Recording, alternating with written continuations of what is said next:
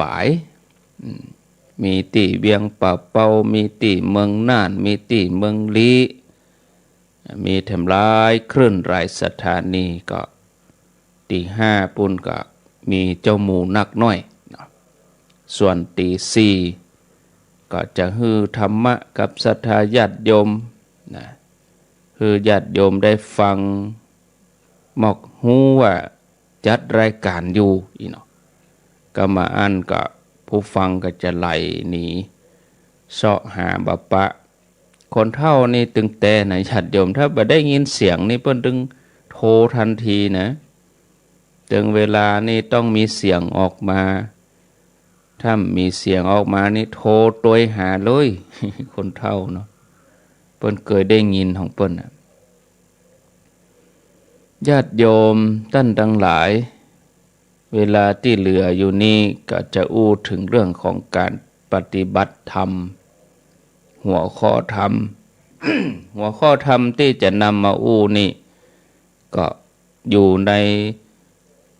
สิ่งที่เฮาทั้งหลายสิ่งที่เฮาทั้งหลายพบอยู่ในปัจจุบันในวิถีชีวิตอยู่ตลอด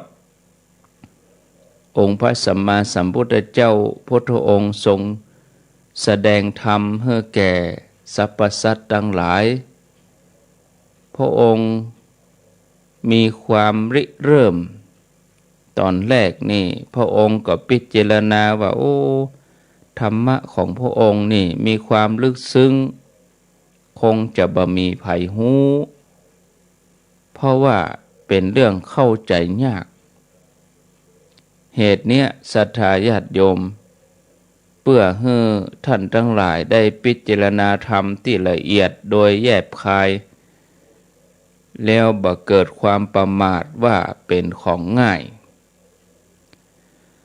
ปรากฏแก่พระอานนท์ซึ่งเป็นพุทธอุปถากพระพุทธเจ้าพระอานนท์มหาเถระเพื่อจะได้เกิดประโยชน์สูงสุดญาติโยมก็ควรจะปฏิบัติไปพิจารณาโดยมีความเปลี่ยนเพราะว่าพุทธองค์ทรงตรัสแล้วว่ามีความลึกซึ้งแต่เฮาทั้งหลายมีแนวปฏิบัติญาติโยมถึงแม้จะเป็นปุถุชนคนธรรมดาถ้าตั้งอยู่โดยความบ่ประมาทก็สามารถเข้าถึงธรรมของพุทธองค์ได้คือเฮาพิจารณาโดยแยบคายภาษาพระเปิ้นฮ้องว่าโยนิโสมนสิการถึงจะบังเกิดผลขึ้นได้ศรัทธาญาติโยมในหลักปกิจจสมุปบาทก็เปิ้นก็ดำเนินตามหลักอิทัปปัจจยตาโดยย่นย่อที่พระองค์ตรัสสอนเปิ้นก็สอนว่าเมื่อเหตุนี้มีผลนี้จึงมีพอเหตุนี้มีเกิดขึ้นผลนี้ก็เกิดขึ้นเมื่อเหตุนี้บ่มีผลนี้ก็บ่มีพอเหตุนี้ดับผลก็จึงดับนี่ศรัทธาญาติโยมมีหลักจำง่ายๆก็เพลินๆแล้วก็เหมือนธรรมดานะแต่ว่าในเนื้อหาเนี่ยเปิ้นแสดงถึงสภาวะธรรมอันยิ่งใหญ่ตามความเป็นจริงสูงสุดในขั้นปรมัตถ์ถึงการที่มีเหตุต่างๆมาเป็นปัจจัยอันเกี่ยวเนื่องกันสัมพันธ์กันก็เลยเป็นผล ก็เลยเป็นผลให้เกิดสิ่งหนึ่งขึ้นมาตัวเนี้ยญาติโยมเป็นหัวใจในพุทธศาสนาที่เปิ้นยึดหลักธรรมที่ว่าสิ่งทั้งหลายทั้งปวงล้วนเกิดแต่เหตุล้วนเกิดแต่เหตุปัจจัยหรือว่าธรรมทั้งหลายอันใดล้วนเกิดแต่เหตุเหมือนเดียวกันกับหลักวิทยาศาสตร์ในปัจจุบันแตกต่างกันแต่ว่าหลักวิทยาศาสตร์ส่วนใหญ่นี่เปิ้นก็ครอบคลุมเพียงด้านวัตถุ เพียงรูปธรรมด้านเดียวแต่ลักธรรมของพระพุทธเจ้านั่นนี่เปิ้นครอบคลุมถึงปรมัตถ์คือความจริงสูงสุดครอบคลุมโดยบริบูรณ์ถึงรูปธรรมฝ่ายวัตถุถึงนามธรรมถึงจิตถึงนามอันนี้ญาติโยมมันเนื่องกันเป็นกฎธรรมชาติที่เนื่องกันแต่เป็นหลักธรรมที่เน้นเฉพาะเจาะจงถึงเหตุปัจจัยที่เกิดผลอันคือความทุกข์การดับแห่งทุกข์ก็คือตัวนิโรธเนี่ยศรัทธาญาติโยมเนี่ยเป็นสิ่งสำคัญพระองค์ตรัสสอนไว้ว่าท่านสอนแต่เรื่องทุกข์แล้วการดับทุกข์ที่สอนให้รู้เรื่องของทุกข์ต่างๆบ่ใจเพื่อให้เป็นทุกข์นะเพื่อนำเอาความรู้ความเข้าใจในเหตุปัจจัยที่ทำให้เกิดทุกข์ขึ้นมานั้นนำไปใช้ในการดับทุกข์อันจะเป็นสุขที่แท้ปกิจจสมุปบาทเป็นธรรมเป็นกฎธรรมชาติที่สูงสุดก็คือสภาวะธรรมที่แท้แน่นอนอย่างที่สุดต้องเป็นอย่างนั้นอากาลิโกไม่จำกัดการศรัทธาญาติโยมทั้งหลายธรรมที่แสดงถึงเหตุปัจจัยต่างๆที่ทำให้เกิดเหตุปัจจัยสืบเนื่องต่อกันอันเป็นผลให้เกิดทุกข์ในที่สุดถ้าเราจะอู้อย่างละเอียดก็ได้ว่าธรรมที่แสดงถึงการที่ทุกข์เกิดขึ้นได้นั่นเพราะอาศัยเหตุปัจจัยอันเกิดสืบเนื่องกันมาเป็นลำดับมีองค์ประกอบอยู่12ส่วน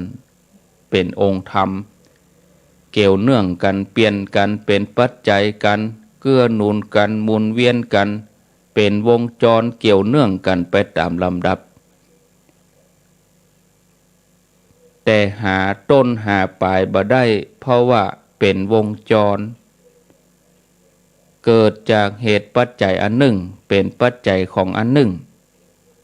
ปัจจัยของแถมอันหนึ่งก็เป็นไปปัจจัยแถมอันอื่นๆสืบต่อกันไปบ่มีที่สิ้นสุด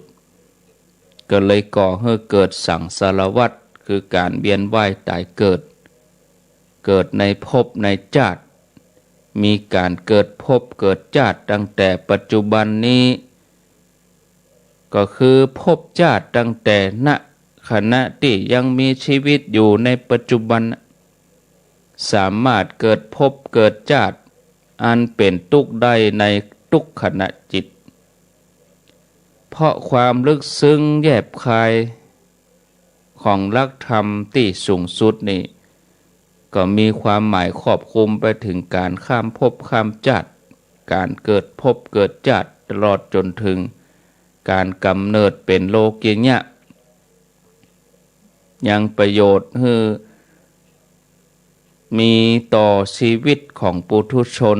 ศรัทธาญาติโยมท่านทั้งหลายดังพระองค์ทรงตรัสไว้ว่าเราตถาคต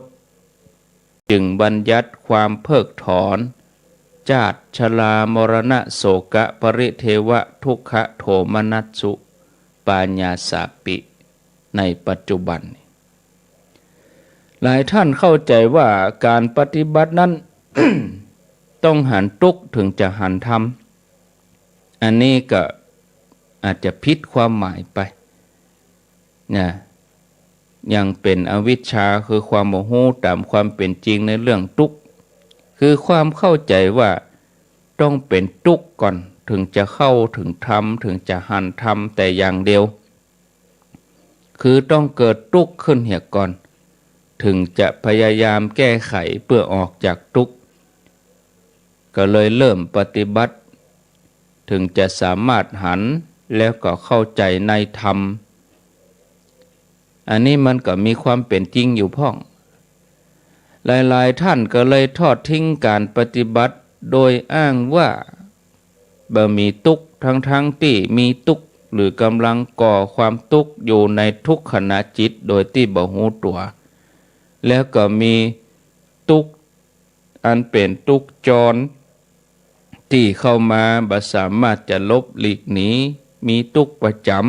ำเกิดแก่เจ็บตายการพลัดพรากในสิ่งที่ฮักประสบกับสิ่งที่บ่ฮักปรารถนาสิ่งใดบ่ได้สิ่งนั้น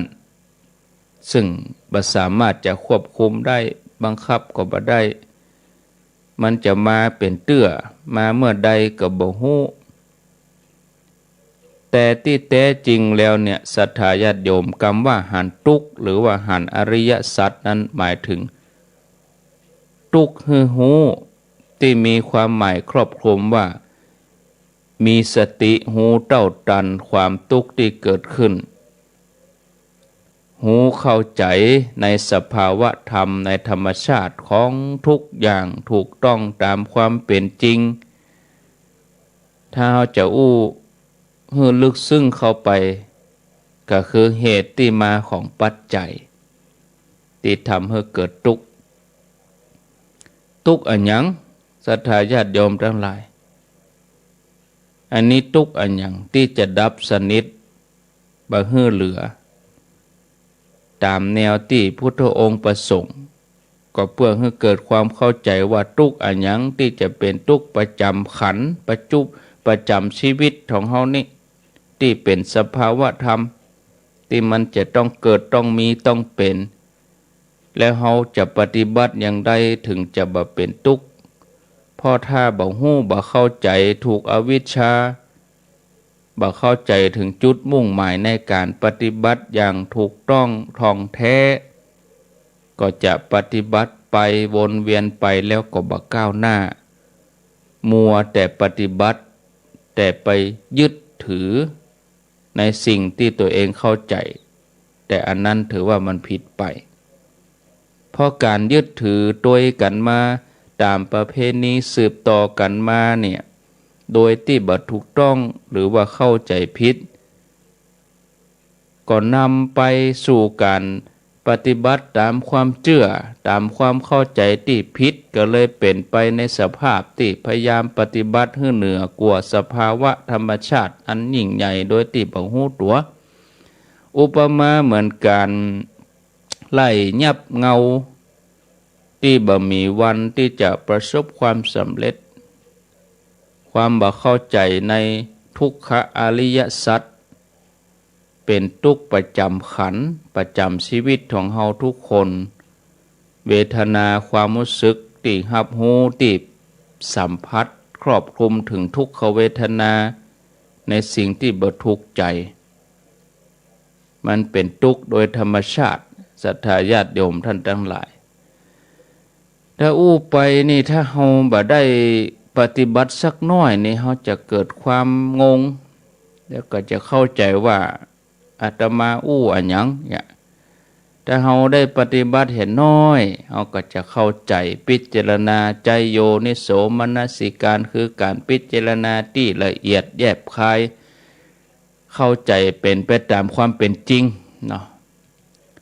พอเวลาแล้วตัวอีก่อนเนาะญาติโยมตี 5ละก็เดี๋ยวก็ไปเข้ารายการแถมกรรมอายุวันโนสุขังพลัง